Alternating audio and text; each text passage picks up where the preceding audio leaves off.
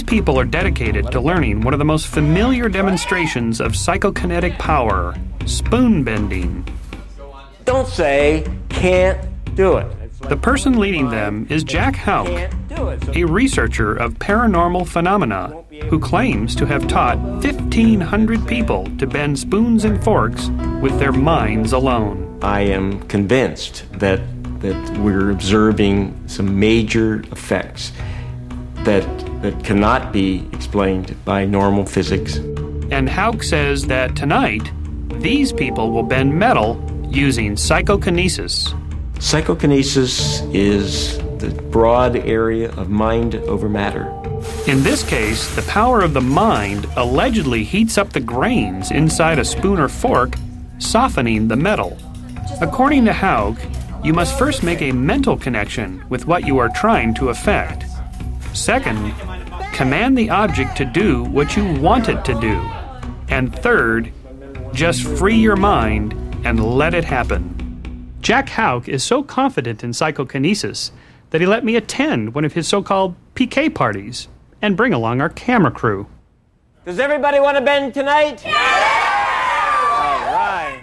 But before we could bend spoons with our minds alone, Houck had us start with what he called kindergarten, where we were allowed to use our hands while we warmed up our mental powers.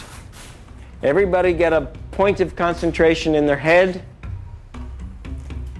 Focus it. Make it very intense. Bring it to a point and put it into the fork where you want it to bend. Some people could not do it. Okay, come on. For others, it was easy. There we go. Even I had little trouble bending the tines of my fork. Around and around and around. Round and around and around. Sure, we passed kindergarten, but that was just bending light stainless steel. I'm going to let him go to high school. That means bending some things that are beyond physical strength, okay? And I just gave him this big old tablespoon that's silver-plated, and I'm saying, buckle the bowl. And you put your fingers in there. I hold it like this? That's right. And you say, buckle! Buckle! But even using my hands, it seemed impossible until the crowd spurred me on.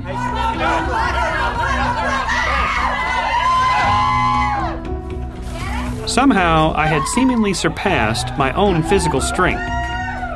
But now it was time for graduate school, the real test of Houck's claim. Could any of us bend a utensil with our minds alone? Bend your mouth!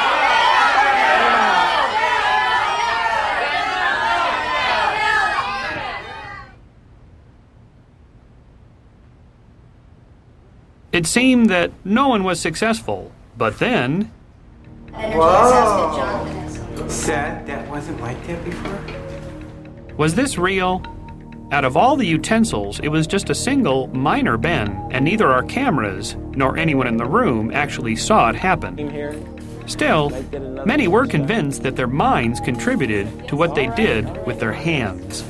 I'm not exactly a strong person, as anybody who knows me can tell you, so I definitely feel like there's something going on here. I don't know if it's just simple physics or if it's psychokinesis, but... Psychic network, here I come.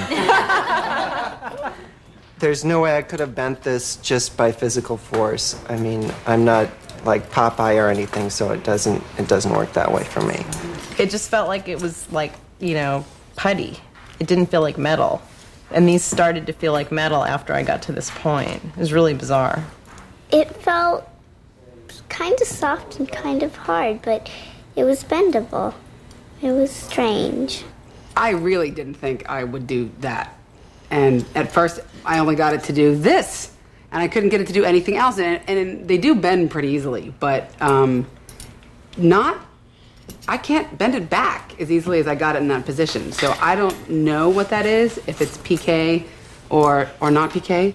That is the question, but I had another explanation. That it was simply adrenaline induced by the crowd's enthusiasm. You sort of get into it, and you just start bending stuff. And I think that's what's going on here. I don't think it has anything to do with psychic power. Well, I'm sorry to hear that, because this is extremely difficult to do physically.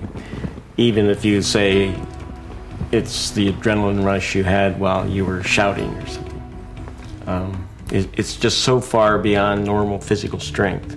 Or is it? We flew our bent utensils to the Stork Metallurgical Laboratory in Louisville, Kentucky. We wanted to determine whether people were really bending spoons by heating up metal with their minds, or just bending spoons mechanically with the physical force of their hands. This is a relatively low magnification view of the bend area of one of the bent spoons, and you can see the arc here. With further magnification, it was possible to analyze the metal's grain structure.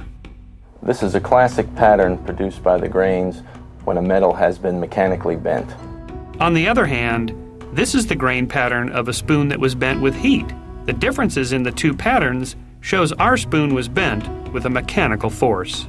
Looking at all the samples under the light microscope, the grain structure was typical of a mechanically worked or deformed process, and not one related with any temperature or overheating involved. But no matter how much you analyze something with science, when it comes to extraordinary occurrences, there will always be believers looking for another explanation. Whatever it was that they did without brute force. I don't know what it is, but there's something out there.